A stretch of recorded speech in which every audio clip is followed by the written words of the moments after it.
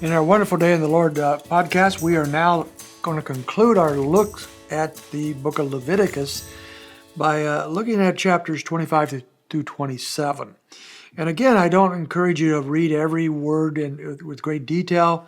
You can scan some of these things, but at the same time, there's some important ideas, some important themes, and also there are things that are good to know for other references in the scriptures later, including the New Testament. Certain things we understand in the New Testament, especially in the Gospels, when we look back to places like Leviticus and see what the background is. So these verses and these chapters do come in handy for that. They also point to Christ at times. But chapters 25 to 27, we'll start with chapter 25.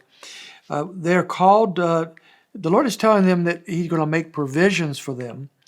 And He called in verses 25, chapter 25 and 26.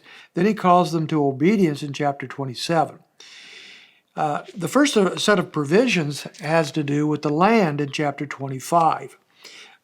We find that for example, in verse 4, but during the 7th year the land shall have a Sabbath rest. So when the people came into the land of promise, they were to farm their lands for 6 years, and then they were to let it set without any kind of cultivation for a year. And every 7 years they would do that. And that would give the land the ability to restore itself so that it would be productive for years and years to come. They didn't have the modern machinery and chemicals and whatever else we have today, the fertilizers. So this was best for the land. So the Lord called them for a Sabbath rest every 7th year. But on top of that, verse 8, there would be a year of Jubilee. And so it says in verse 8, you are also to count off 7 Sabbath of years for yourself, and 7 times 7 years, so that you have the time of the 7 Sabbath of years, namely 49 years. This would be called the year of Jubilee in verse 10. So what we have here is after 7 sevens, after doing this for 49 years, of letting the land set with every 7th year without any cultivation, then there is a year of Jubilee in which there are 2 years back to back in which the land is to set without any farming on it at all.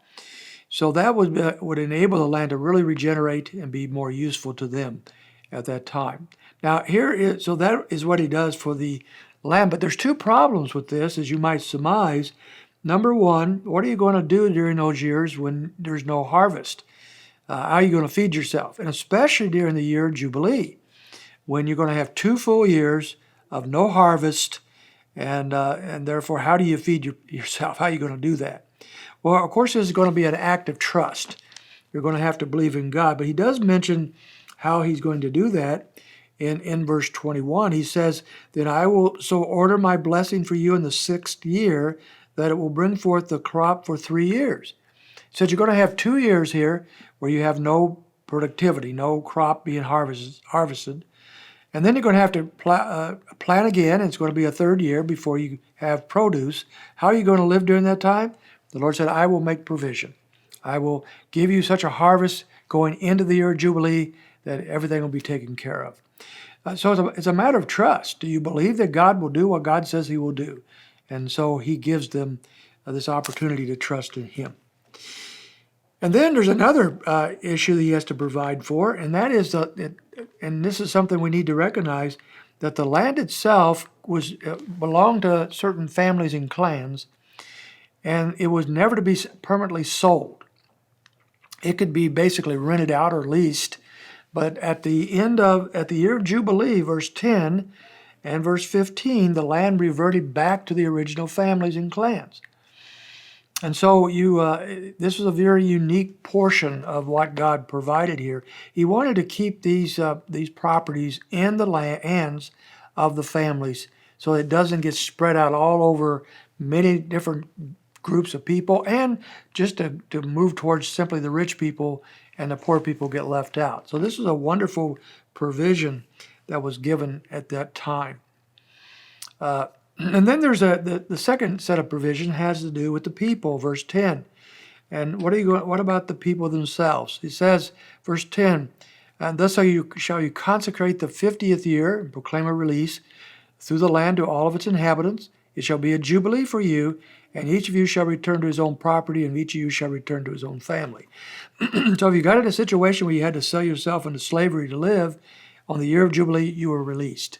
And that gave these people the ability to start over and be released. And it also points directly to what Christ would do for us as we are released from our bondage to sin by the blood and the cross work of Jesus Christ, and we are liberated just as they were as well. He also tells them in verse 33 that if they do not obey him, that they're going to go into exile. This is early on. They're not even in the land yet.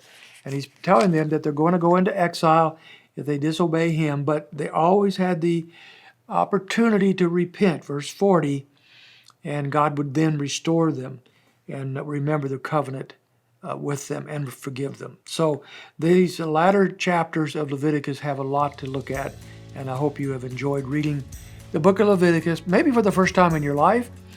And if you haven't finished it yet, keep on going. Try to look at the big picture that we're trying to show you in our broadcast together.